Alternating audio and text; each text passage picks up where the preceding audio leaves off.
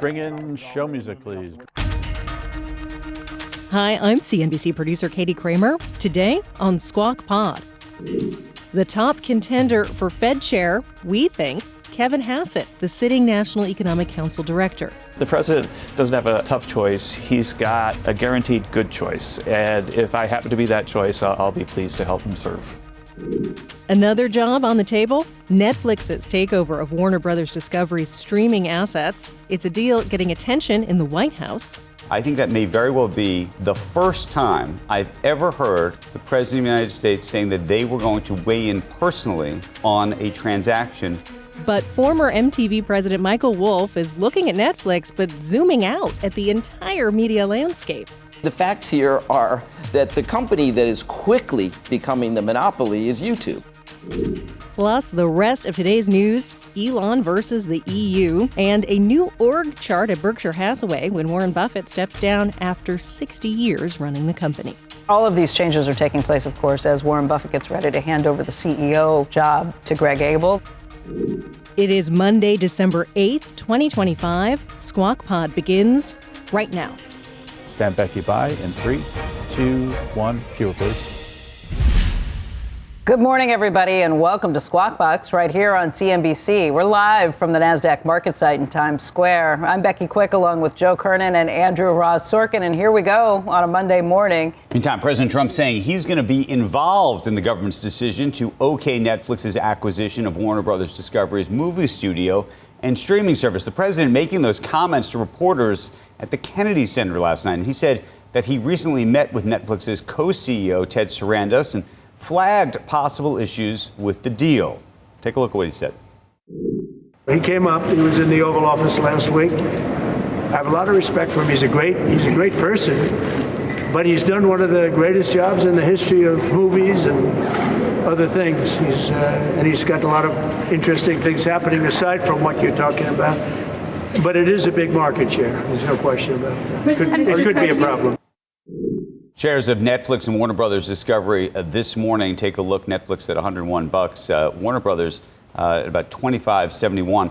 I thought the most interesting piece of that interview was, there's sort of a whole thing we could deconstruct there, but the idea that he's saying, I'm going to be involved in the decision making is his Justice Department. But that's a very unique position to take as the president, at least publicly.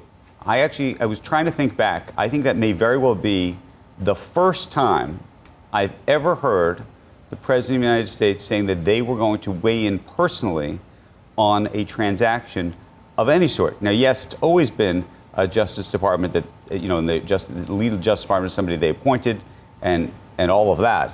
But if you go back to the... Yeah, but we certainly always assumed that Trump would do that. Well, but that's all we talk about. But if you go back to the famed AT&T transaction with Time Warner, which was called Time Warner back then, right, and the effort to block that transaction, and all of the commotion and conversation about was he involved in trying to block that transaction or wasn't he involved in trying to block that transaction, and the repeated efforts to suggest that he did not, put his finger on any scale whatsoever, if you recall, typically the Justice Department is supposed to act independently he said he said it out loud. Said it out loud. Okay, that's the only difference, though, because every time, yes, you know how many times we've said out loud. Oh, Comcast can't do it, or such and such, or David Ellison can do it because they've or all these tech companies are giving. Okay, so he said it out loud. So now it's not new news then.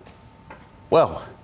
It's a way to come out of the gates on Monday and say, oh, my God, look what Trump's doing again. No, it's a way to say this is a major unheard of. It is unheard of. Even though you knew it was happening already. I think a lot Even of though us, you said it almost every day that Trump was I think a lot of us suspected behind the scenes that he was involved in these things. Did he at least make it look good in public? What did you say? At least he'd make it look good and not cop to it in public. That would be better if he would do it more surreptitiously. I'm not. You prefer that? Well, what's so interesting about this administration, and maybe this is the point that you're trying to make, which is it is all done in front of you. How much do you love transparency? Love transparency. You do? So there. It doesn't seem like it. How about, can we just talk about, suddenly, remember Tom Lee, going to be really rocky, but going to be a good month. Here we are. It was rocky, was it not? I mean, we were worried about the stock market about a week ago or 2 weeks ago. Because if you look at everything, I think the Dow's been to what? I don't know if it actually hit 49,000, but it's pretty darn close. Right. I don't think the S&P hit 7,000, but it got up there really, really close. We're right on the cusp of actually making all that back, even with all the, once again, there's a lot of worry and angst about the market. Bitcoin, who knows? Bitcoin 90. Can I ask you one other Netflix-oriented question, which I did find fascinating? You met with Sarandos for a couple hours, right? Well, so I had actually done some reporting. I think you walked out of there thinking that that's okay. where I was going, where Becky just went, which is, I wonder whether the president signaled to Sarandos or Sarandos misinterpreted the signal, if in fact there were signal, and this goes back to who's doing what and all of that. You don't put a $5.8 billion breakup fee on it if you don't have some sense clearly, that you think things are going to get through. Right. Clearly, Ted Sarandos thinks he's having this meeting with the president and thinks this president is giving him the high sign. You go for it, buddy, kind of thing. I even thought in a more diabolical way. And okay. My original thinking is he met with the president. President said, looks good, Ted. Looks good. President, though, has to make it look like they're going to do a lot of due diligence to make sure it is okay because of market share. But maybe there was a wink and a nod as long as you behave, Ted Sarandos. What does behaving mean? As long as as long as you stay in my good favor. I think he probably said it looks pretty good for you, Ted, but just, as long as you walk the walk and talk the talk. In other words, the kind of stuff that you say Trump is doing to all tech and to all these people. He wants like gold boxes, and he wants everyone to kiss up to him. Well, this is in the king's category. Okay. Right. That's what we're talking about. We're talking about people come to kiss the ring. We're talking about what hasn't been talked about in the past, but it's good to. I mean, whenever we talk about any company doing anything, we say, "Whoa, well, I don't know whether Trump would go for that." So I think that Sarandos got some good. They met for, I think, 2 hours. Yeah, a long time. So I think that he got some very positive overtures from the president, but I think he could screw it up, probably. My understanding is that... Has he already? Like, what is the talk that's coming from this? But my understanding was that the president told Ted Sarandos in the Oval Office, look, I'm a free market guy. I wanted to go to the highest bidder. Literally talked about it, saying I wanted to go to the highest bidder. Yeah. They went back and forth about what that really meant, that he wasn't necessarily in the Ellison's pocket, there was a conversation about that. That's the other. And that I think to some extent. I don't think he thinks he's in anybody's pocket. Well, but I think actually it was possible that was sort of used to suggest to him, oh, the Ellisons are going around the world saying that, they're in your pocket. And he wants to say, well, maybe, I'm not in anybody's pocket. President Trump would be in anybody's pocket. And I think that plays out with Elon Musk and anybody else who's tried to cross that. Hey, can I just tell you guys about some breaking news? Yeah. There's some stuff that's come out. You want to finish that thought? No, I was just saying that it's almost like, look, the Ellisons are pretty nice to me. We'll see how you do. Yeah, right. That makes sense. I'm trying to read through this. These are some releases that have just crossed the wires. Berkshire Hathaway is announcing some leadership changes and appointments.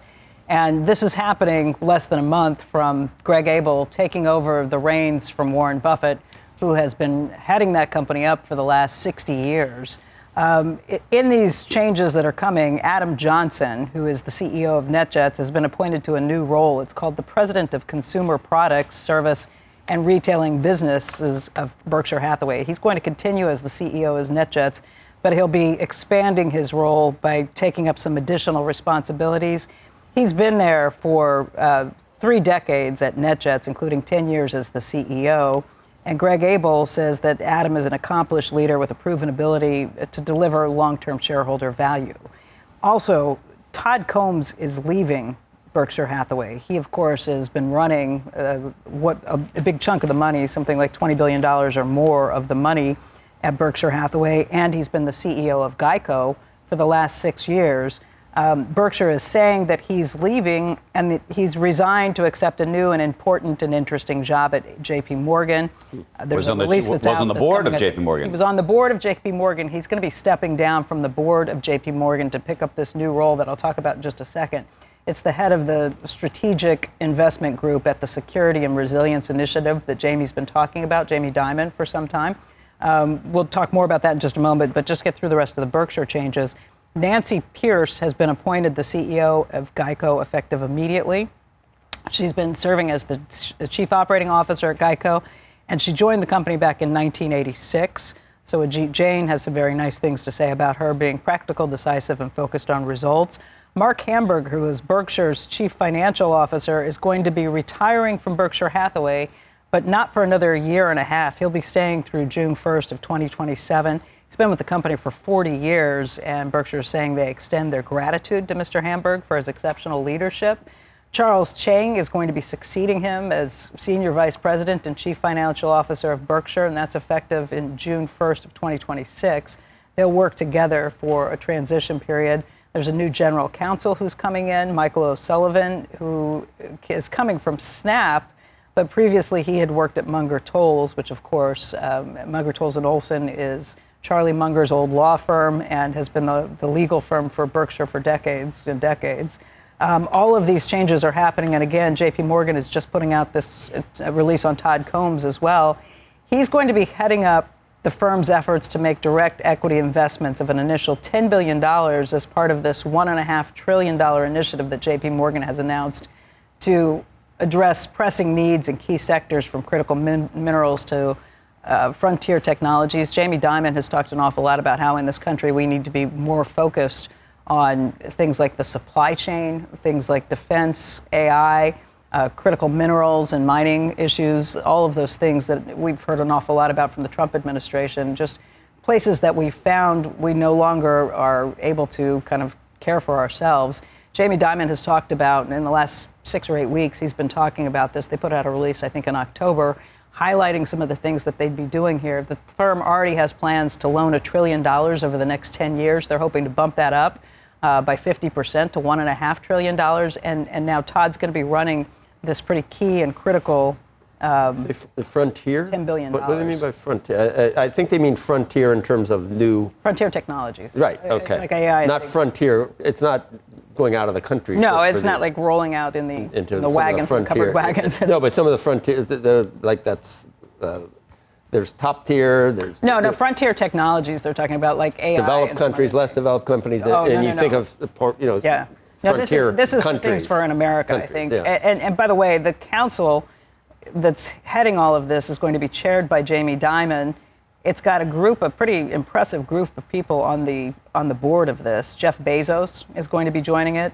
Todd will be on the board. Todd Combs, Michael Dell, Jim Farley, Robert Gates, Alex Gorski, Condoleezza Rice, Paul Ryan, a lot of pretty important names of people you probably know too. But this has been a huge initiative for Jamie Dimon, and so Todd's going to be running that venture capital arm of what's happening there. It sounds like, kind of setting up to help make America great again in terms of bringing back a lot of things that we lost during globalization. Yeah. Oh. Yeah. Very cool. So all of these changes are taking place, of course, as Warren Buffett gets ready to hand over the CEO job to Greg Abel. That's a job he told us about back in May, where he surprised all of the shareholders who were there at the annual meeting. But this looks like a pretty set plan for an easy transition for how Greg's going to be taking over that company again starting January 1st. He's obviously been running things for a long time and helping along the way with all of these things, but this is the formal transition for that, and they're laying out their plans. Elon Musk calling for the European Union to be abolished. This after the bloc fined his social media company X $140 million. That followed Friday's decision by the European Commission to hit X with the fine after a 2-year investigation into the company under the EU's Digital Services Act. Now, last week, the European Commission had said that infractions by X, which included what it called the deceptive design of X's blue check mark for verification, a lack of advertising transparency, and they say the failure to provide access to public data for researchers. Secretary of State Marco Rubio calling the fine an attack by foreign governments on all American tech platforms. So we'll see whether there is backlash from the U.S. government about that? All right, coming up, we've seen this movie before. Saw on Twitter that said, ask a person if they know Europe's leading tech company. Ask a person on the street. And some people, a very small minority, can come up with ASML. Then that's it. ASML is the top. Spotify. Spotify's number 2. But you're a leading financial journalist. You're able to come up with say that loud and proud. Yeah, you're able to say that on the tip of your tongue. But most people would be like, Arm Holdings. you like cricket. Arm Holdings. Come on, Okay. that's pretty big. It is, but think of, or when they've got plenty of other problems. But I think Elon, never hyperbolic. This fine, we really should. The entire When did SAP fall the from the entire top spot? EU should be gone. The EU should be gone. Yeah, when did SAP fall from the top spot? Has that been a long time? Oh, I would think a bit. I mean, 10 ASML, years? I do think is such an important sort of component part of the I whole. wonder what's really behind it. What they're talking about, the blue check Semiconductor. mark. I mean, you can go to jail for a meme in certain countries. I think in Germany. Yeah. Tease will be next.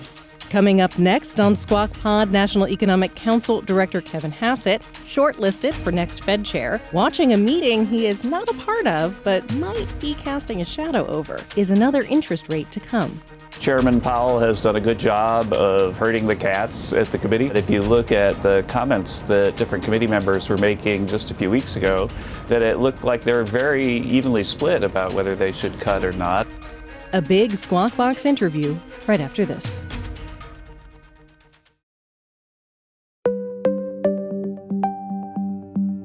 Welcome back to Squawk Pod from CNBC. The Federal Reserve's rate-setting committee begins a 2-day meeting tomorrow, and the Trump White House is expecting and calling for a 25 basis point cut. This would be the third consecutive cut by the central bank, hoped by many to help ease the pain of consistently higher prices. But complicating the Fed's outlook are a number of factors. Missing data about the economy not collected during the government shutdown. Some dissension among the voting members of the committee about how hawkish to be towards interest rates. And the general consensus that President Trump can't wait to replace current Chair Jay Powell with a hand-picked successor.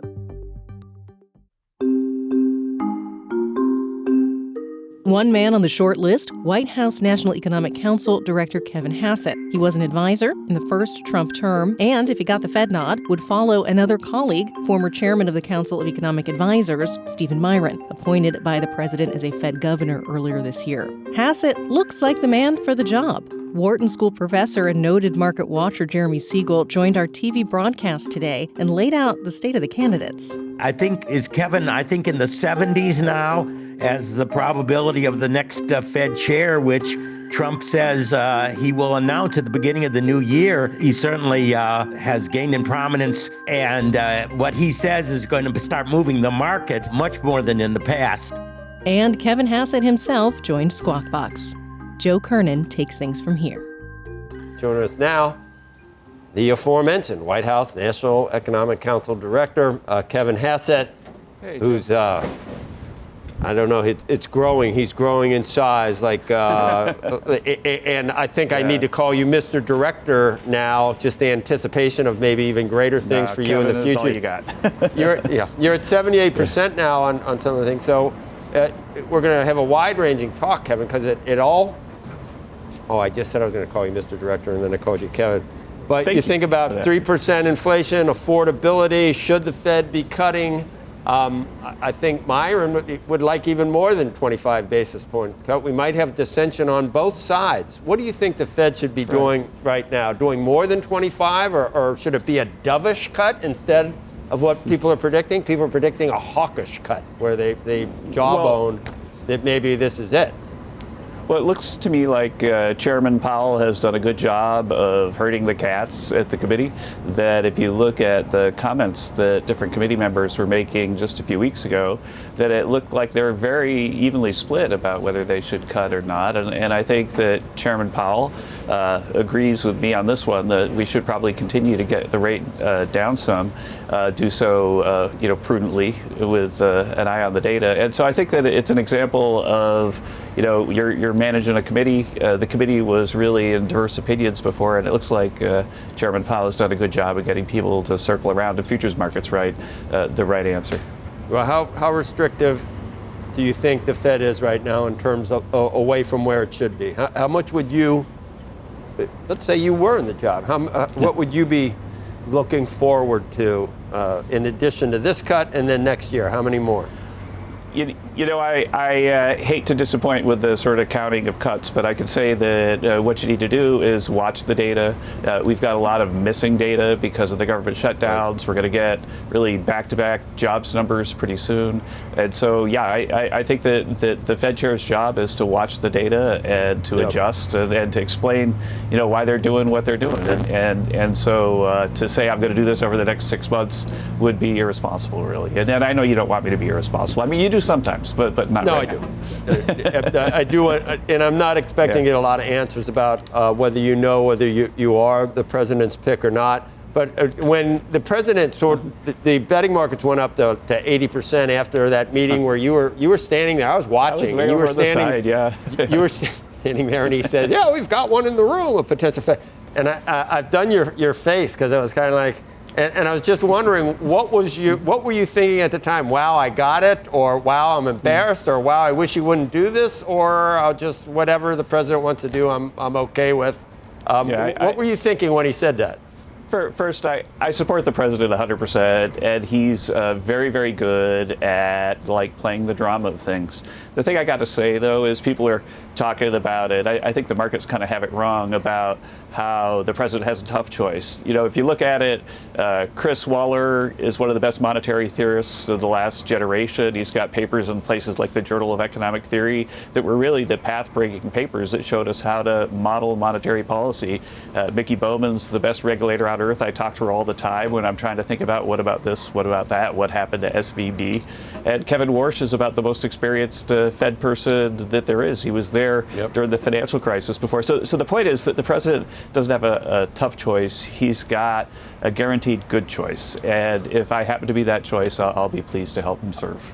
I want to get into the affordability thing eventually, but I want to get into it this way. We've had a couple of people defend you recently. Brad Gerstner, we just had Jeremy Siegel say you're not going to be a rubber stamp in terms of easy monetary policy, that you're an established economist that would make the right decisions, I guess, to raise. But it does, at 3% inflation, it is on everyone's mind right now because that's above target. That's much higher than what the Fed would like.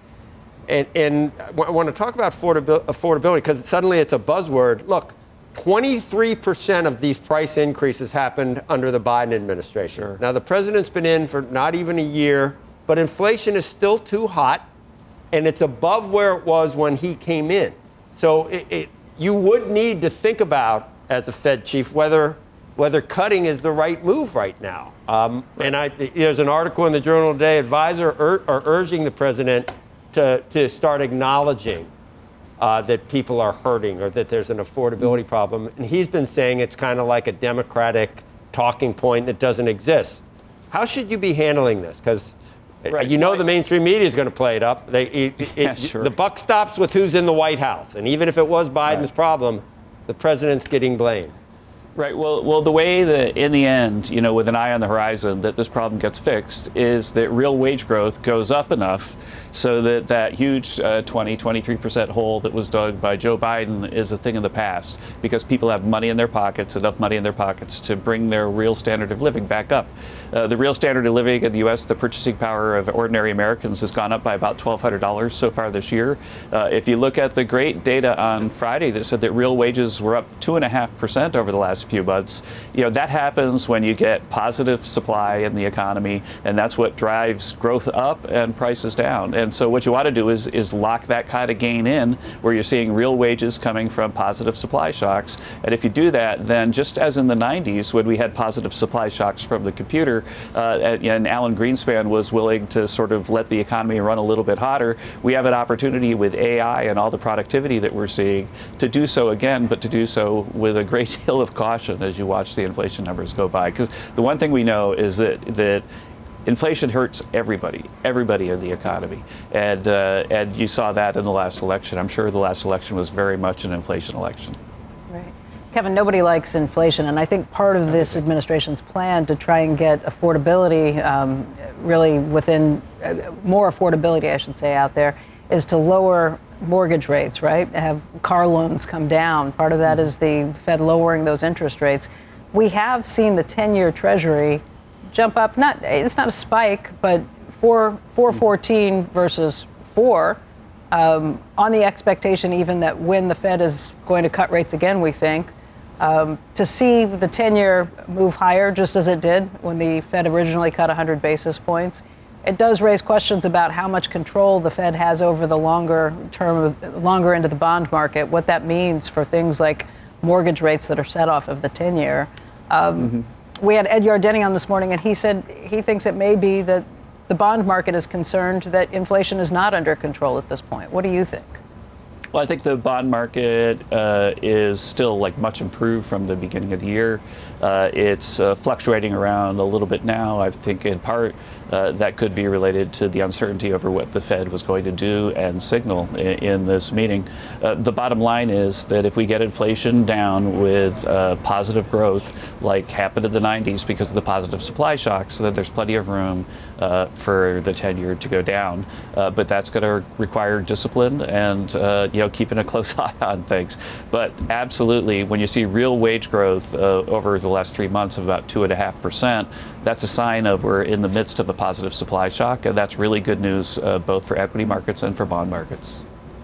I just wondered, is this article accurate? Have some advisors been saying to the president, you got to recalibrate your response to affordability? And I can remember during the Biden administration, when the Biden administration would blame the feeling that the economy wasn't going well on the media. I used to say that's just patently absurd. But that's kind of what we're hearing now, that, there's, almost, ignore the public's feelings about how, they feel about the economy at your own peril. And I'm just wondering, did that ring true to the president, that maybe he needs to he's in the White House. He may not have caused it, but the buck stops with whoever's in the White House now in terms of how people are feeling. There's a huge amount of positive news that the president is going to be breaking this week about the economy. We've got a person who actually approached the studio with me, walked with me, who's tracking the openings, the groundbreakings for the new factories that are, in the trillions of dollars of announcements that the president's been making.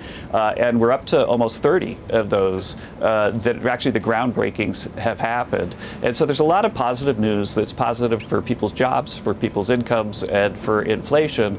And President Trump is just going to go out there and remind people of that. But in the end, again, going back to the eye on the horizon, that President Trump's economic policies were profoundly popular just before COVID in his first term because he had $6,500 of income growth after the big tax cuts. And so right now we're going into next year where the typical person who's got no tax on tips, no tax on overtime is probably going to see an extra $1,600 to $2,000. A lot of that'll come as tax refunds in the beginning of the year. That kind of stuff is going to make it so that people are going to look at their wallets and say, oh boy, this guy's really making me better off.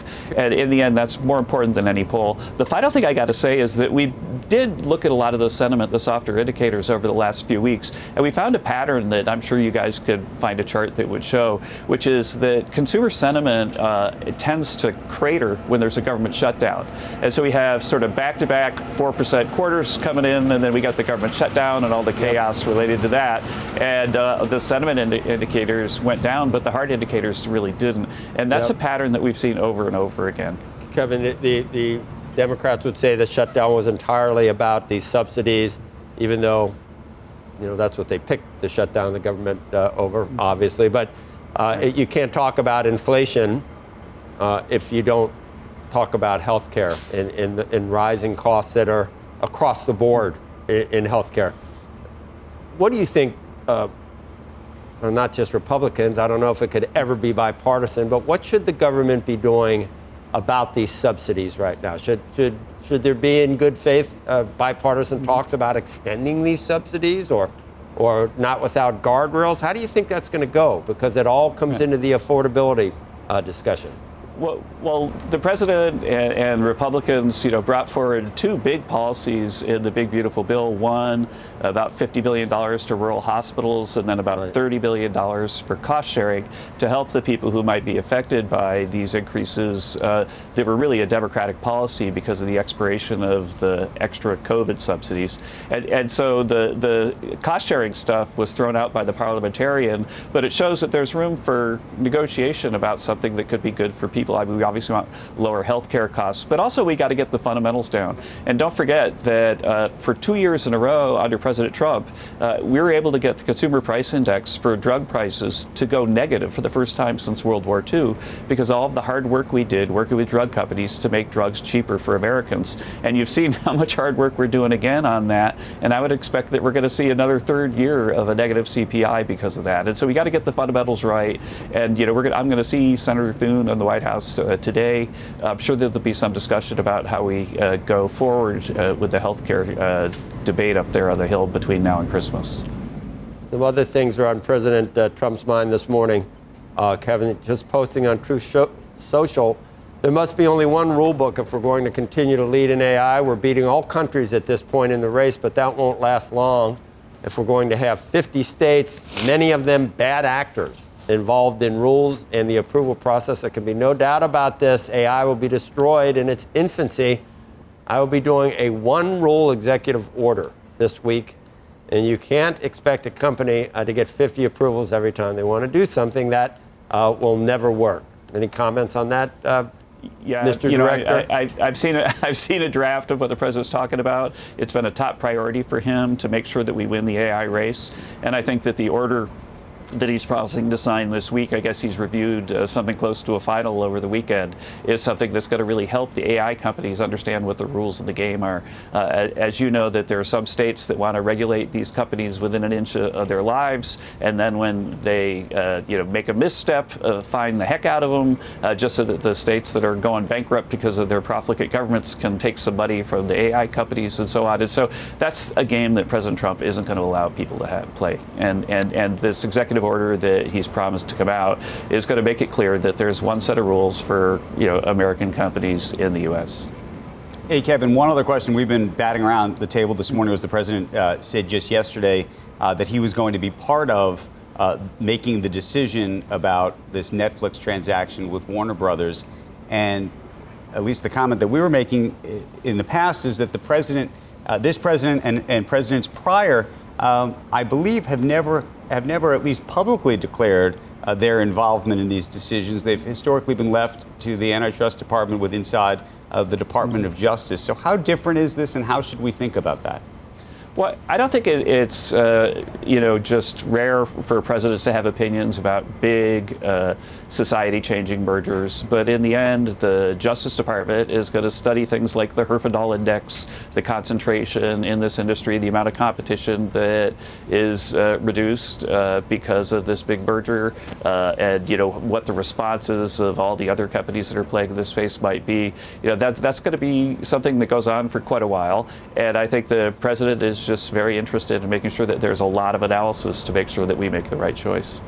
Do you think that there's more to it now, though, the relationship that a company can have with the president than in past administrations? I think that's what Andrew's alluded to. Is it different than it's been in the past, do you think, the influence that President Trump? I haven't been inside any other administration than the Trump administration, but I could say something about the Trump administration is that it's about the most transparent administration I've seen in my lifetime. That's what now we agree with, Kevin.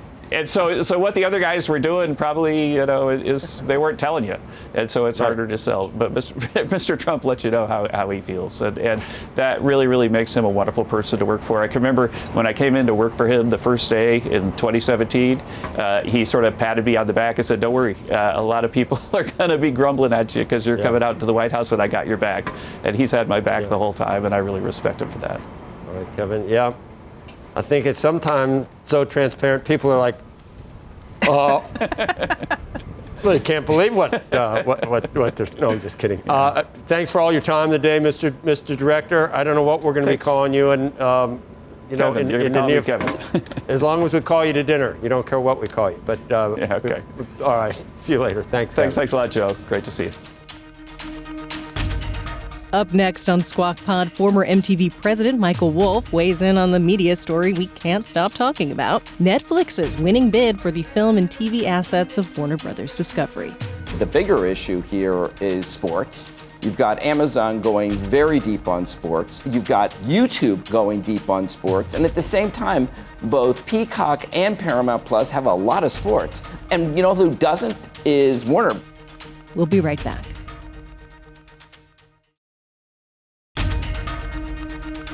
And we're back. This is Squawk Pod. Up and Becky, Q. You're watching Squawk Box right here on CNBC. I'm Becky Quick along with Joe Kernen and Andrew Ross Sorkin. Netflix's winning bid for Warner Brothers Discovery's film and streaming assets still has obviously a long way to go before it's finalized. Joining us now with his take on the deal, former MTV president and COO Michael Wolff. He's co-founder and CEO of Activate. What do you think when it happened and your overall impression? It's a must-do for Netflix. For Netflix. And there are a couple reasons. One, for anybody to succeed in streaming, they need two things. They would need, one, global franchises that really work everywhere, and they need large volumes of programming. And so if you look at it, Netflix really isn't competing just with HBO Max. They're competing, their biggest competitor is YouTube. And then you've got Amazon Prime, and then the other is Tubi TV. So people forget about both Amazon Prime and Tubi TV, which is owned by Fox. So it comes down to even the number of titles. So right now, if you look at the comparison, Netflix has 7,000 titles. HBO has 4,000 titles.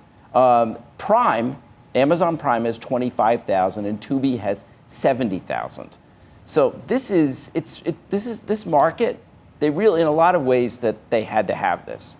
And then, earlier you were talking about Peacock and about Paramount Plus. They both have something that Netflix doesn't have. They have live sports, and that's the other place where this game is going to be played. And they don't get live sports with the HBO Max deal. Because just when you started, it's like they had to have this. Netflix is the elephant in the room right now in terms of having succeeded in media at the expense of everybody else, all the legacy players.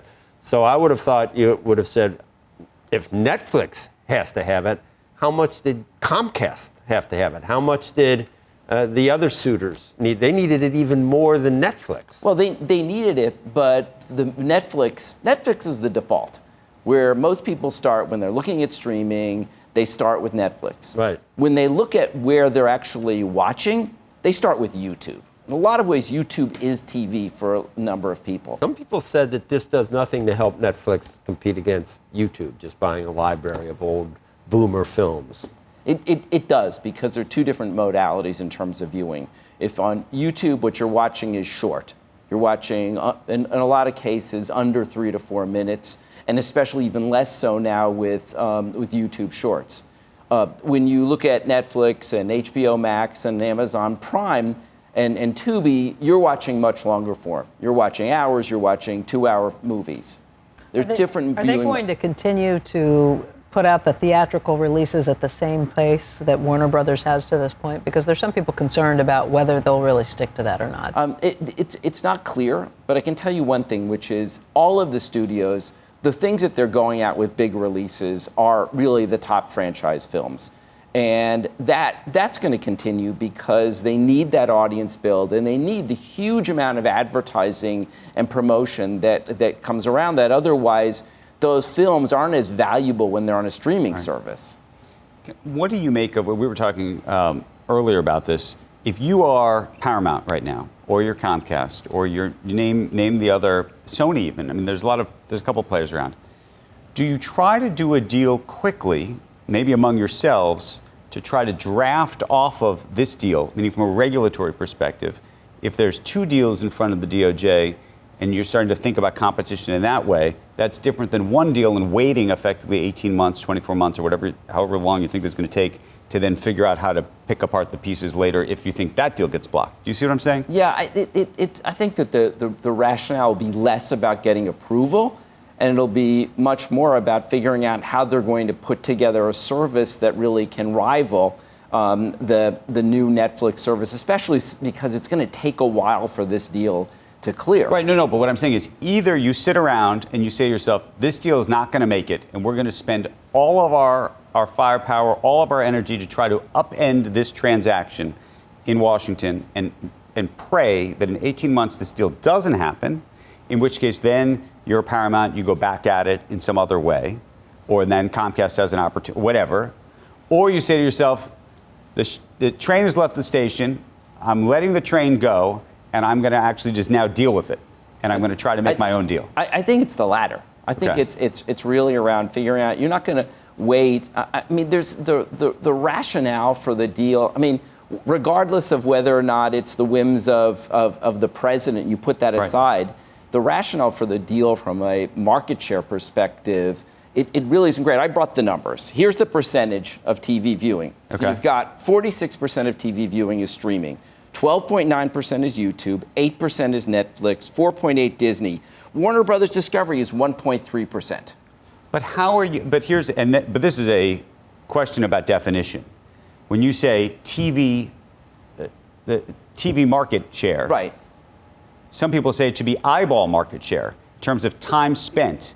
In which case, YouTube would be. What number would that really be? YouTube is 12.9%. 12.9%. Of YouTube is of eyeballs. So we're in the eyeball. Is that you're looking at as an eyeball because game? Because that's really we have to look at it. But then would you put video games in that marketplace? Well, that's not TV. Well, but this is why. But what I'm saying is, and by the way, some people are going to say it's the theater business, and because that's a specific business, and this can have an impact on the theater business. Yeah, you can keep adding it up, but still, this deal this deal gets smaller. Okay, here's one cynical. Wait a second. Is President Trump right that Netflix has way too much power already, and that this could be too big? It reminds me of Kroger trying to merge with some other supermarket chain when you got Amazon and Walmart. You're not even defining what the current market or the future market is. You're saying Netflix is not a monopoly right now. No, it's not. So do you think this passes regulatory muster when it comes down on the merits of it? Absolutely, it should pass. So then when the president says there's problems, it's way too big, they got way too much control of streaming, he's missing all the other things. I think he's missing out on the facts. Okay. I mean, the facts here are that the company that is quickly becoming the monopoly is YouTube. Right. Okay, so there's a cynical take. The most cynical take that you could have on this transaction is that Netflix says to themselves, it'll cost, for $5.8 billion, potentially, I can slow everybody else's train down. Meaning, I'm just effectively paying for 2 years of regulatory mishigas. During that 2-year period, I'm going to be able to make all sorts of new shows. People are going to come to us. They're not going to go to HBO or any of these other services because no one's going to know what's going on. And I'm going to win. And if that's what it costs, that's what it costs. What do you make of that? I don't agree with this. In a sort of defensive posture. I don't agree with the cynical point of view, and there are a couple of reasons. One of them is the overlap among these services is pretty low. The overlap with HBO Max and Netflix, roughly about 30%. The overlap with Netflix and Amazon is about 60%. So it's not as if they're going to crowd somebody else at this point. No, but look, I'm in the creative business. I like to try to make shows and do things. If you were going to sell a show today, who would you sell your show to? In this minute, how much more complicated does it get to sell a show to an HBO, for example, right now when you don't know what its future is going to be, or maybe even a Paramount or whomever, than it would be to Netflix, because Netflix now looks like they're in the clear winner But the cynical point of view is that you'll sell, if you're a producer of television or films, you're going to sell your show to the people who are going to pay you the most. I mean, right now, this is a buyer's market. It's not a seller's market in terms of shows. A couple of years ago, it was a seller's market. That, by the way, boy, is that true. Yeah. So that's not where this comes down to. This comes down to really the bigger issue here is sports.